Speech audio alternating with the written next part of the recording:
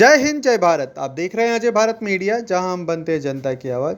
Industrial training institute women ITI Gurugram के अंदर एक पार्क का सौंदर्यीकरण करवाया गया नटराज वेलफेयर एसोसिएशन की अध्यक्ष श्रीमती शारदा शर्मा के द्वारा। इस मौके पर मुख्य अतिथि की भूमिका निभाई भाई मुकेश शर्मा पहलवान ने। कार्यक्रम में जयप्रकाश यादव ने अध्यक्षता करते हुए बताया कि इस पार्क को काफ़ी समय से जो कि उजाड़ था और इस पार्क का नवीनीकरण और सौंदर्यीकरण जो एसोसिएशन है उसके द्वारा करवाया गया था। नटराज वेलफेयर एसोसिएशन का उन्होंने धन्यवाद किया और साथ ही उन्होंने कहा कि समय समय पर जो उनके द्वारा यदि भविष्य में कुछ और भी सुझाव दिए जाएंगे ITI के लिए या ITI को इस तरह से और भी प्रयास किए जाएंगे सुंदर बनाने के लिए।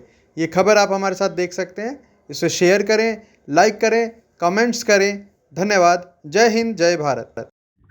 सर, विश्व पर्यावरण दिवस के अवसर पर नटराज वेलफेयर एसोसिएशन ने जो पौधारोपण का कार्यक्रम किया और इससे पार्क को सौंदर्यीकरण करवाया, उसके बारे में क्या कहना चाहेंगे आप? देखो जी, नटराज वेलफेयर एसोसिएशन में शारदा मैडम जी हैं, देखो बहुत हेल्पफुल हैं। ये मैडम ने जो यहाँ पे मिट्टी डलवाई है, इस पार्क को डेवलप करवाया है, पौधे लगवाए हैं, वो मैडम की तरफ से ही जो है ना उसका पैसा सारा मैडम की तरफ से ही लगाया गया है। तो और बाकी खाली पर्यावरण दिवस पे ही नहीं, हम तो जब भी कभी मैडम को याद करते हैं तो मैडम हमेशा जो है ना हमारे साथ खड़ी रहती हैं और जो भी रिक्वायरमेंट हम रखते हैं उनको पूरा भी करवाती हैं। तो मैं मैडम का इस चीज़ के लिए तो मैं बड़ा बड़ा धन्यवाद करता हूँ कि मैडम हमेशा जो है ना बड़ी हमारा सपोर्ट करती हैं। ये एक्चुअली क्या है, गरीब लड़कियों का इंस्टीट्यूट है। यहाँ पे लड़कियाँ जो पढ़ती हैं वो सारे ऐसे जिनके पेरेंट्स हैं जो मजदूरी वगैरह करते हैं, तो बच्चों के बेनिफिट में अगर जो भी काम हो जाए वो किसी से भी हो जाए तो मैं कहता हूँ करना चाहिए। तो मैडम का बड़ा अच्छा सोच है, मैडम हमेशा इस चीज़ में बड़ी हेल्प करती हैं। तो मैं इसके लिए रियली मैडम का बहुत बहुत धन्यवाद। धन्यवाद। आपका नाम बताते हुए बताइए कि जो आपने इसका डेवलपमेंट किया था वो क्या प्रेरणा रही आपको और क्या आप उद्देश्य के साथ इस पार्क को डेवलप कराया?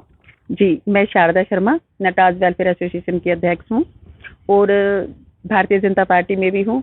और सबसे अच्छा तो हमारी समाज सेवा का जो हमारे अंदर है तो वो है कि भाई हम जहाँ भी कहीं हमें रिक्वायरमेंट लगती है तो हम वहाँ ज़रूर अपनी सेवाएं देते हैं। और सर हमने हमें याद किया कि भाई आप लोग कर सकते हो तो हमारी ITI में आकर देखो, पहले दिखाया पूरी ITI को और हमें देखा तो यहाँ पे बहुत ही मतलब खराब व्यवस्था थी कि भाई झाड़ झंकड़ उगे हुए थे, तो लड़कियाँ यहाँ पे आ नहीं सकती थी, जबकि वॉशरूम भी यहाँ पे बने हुए हैं उनके। तो उसको हमने देखा तो फिर हमने इसकी साफ सफाई करा के मिट्टी वगैरह डलवा के लेवल करा के और इसका सौंदर्यीकरण किया है पार्क का। और अब इसमें घास वगैरह भी लगवाएंगे और पौधारोपण किया है विश्व पर्यावरण दिवस पे। और यहाँ पे भाई मुकेश शर्मा मुख्य अतिथि के रूप में आए। और ने इस कार्यक्रम के अलावा और क्या क्या अन्य विकास कार्य समाज हित के लिए किए? हाँ जी, नटराज वेलफेयर एसोसिएशन की तरफ से ही हमने बहुत जगह पौधारोपण का कार्य भी किया है और ये पटेल नगर की डिस्पेंसरी में भी हमने पौधारोपण किया है, स्कूल में भी किया है, बांध पे भी किया है। और इसके लिए ही हमने नटराज वेलफेयर एसोसिएशन की तरफ से ही सिलाई सेंटर, ब्यूटिशियन कोर्स और ट्यूशन सेंटर ये हमने फिरोज गांधी कॉलोनी में चला रखा है। शारदा जी, पौधे लगा दिए जाते हैं, हर साल लाखों पौधे लगते हैं, लेकिन वो पौधे दूसरे साल फिर से लगाए जाते हैं। आखिर इतने पौधे लगाए जाते हैं लेकिन पर्यावरण के नाम पर गुरुग्राम में वो पौधे पेड़ क्यों नहीं बन पाते? हाँ जी, ये आपने बहुत अच्छा पूछा है क्योंकि हमें एक बच्चे की तरह पौधे की परवरिश करनी होती है। जब हम पौधा लगाते हैं तो हमें ये समझना चाहिए कि ये हमारे परिवार का सदस्य है, इसकी हमें देख रेख करनी है। जब बच्चा जवान हो जाता है तो हम उसको कहीं भी भेज देते हैं, तो पौधे का तो कुछ साल ही हमें रख रखाव करना है, उसके बाद तो वो खुद ही अपने आप अपना पानी भी लेने लगता है, जमीन से सब हो जाता है, उसकी जड़ें मजबूत हो जाती है। तो हमें कुछ साल उसकी परवरिश बच्चों की तरह करनी चाहिए। यहाँ जो पौधे लगे हैं तो उसकी परवरिश आप करेंगे या ये कैंपस करेगा? हाँ जी, देखो कैंपस का भी सहयोग रहेगा कैंपस का सहयोग रहेगा। यहाँ पे जितना भी माली लगे हुए हैं, वैसे बताया सर ने अभी की शॉर्टेज है थोड़ी यहाँ पे, लेकिन यहाँ के भी देखेंगे और हम भी आएंगे, हम खुद भी मॉनिटरिंग करेंगे कि भाई यहाँ पे पौधे के रख रखाव का।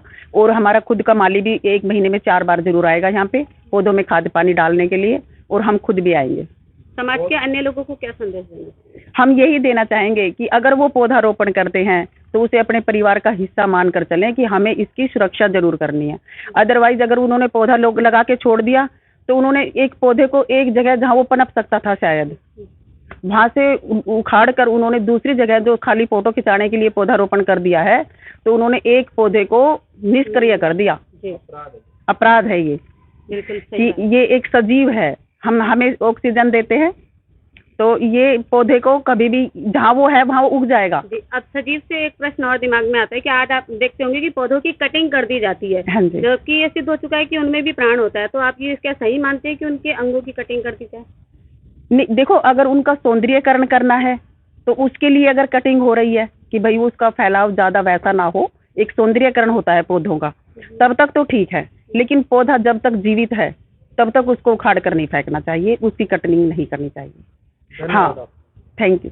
जी मैम, ये जो वृक्षों को पौधों को काट दिया जाता है, इसके लिए आप क्या कहना चाहेंगे? हालांकि उनमें भी जान होती है, तो क्या ये काटना सही है?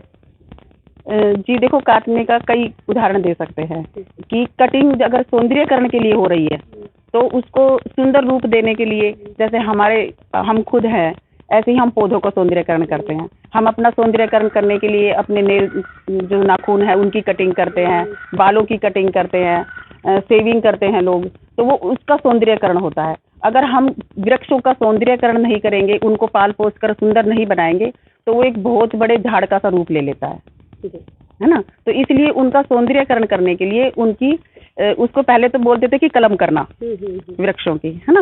तो सौंदर्यीकरण करने के लिए उनका कटिंग करना मतलब जरूरी भी है और अच्छा भी है। लेकिन अगर किसी और वजह से उसको पेड़ को ही उखाड़ दिया जाए तो ये गलत है। जैसे बिजली विभाग वाले भी आए दिन टहनियों को काट जाते हैं, तोड़ जाते हैं, तो उसके लिए क्या कहना चाहिए? नहीं, वो इसलिए काटते होंगे, आई थिंक कि जैसे लाइट जो है वो नहीं आती, इनकी वृक्षों की टहनियाँ इतनी ज़्यादा लटक जाती है, नीचे तक झुक जाती है कि जो स्ट्रीट लाइट होती है वो रास्ते में आती नहीं है आते जाते। तो लाइट का काम करेगी ना कि भाई गलियों में रोशनी होनी चाहिए, तो उस वजह से जब लाइट के सामने जो आती है तो वो उनको कटाई छटाई कर देते हैं, वो जरूरी भी है। जी मैम, बहुत बहुत धन्यवाद।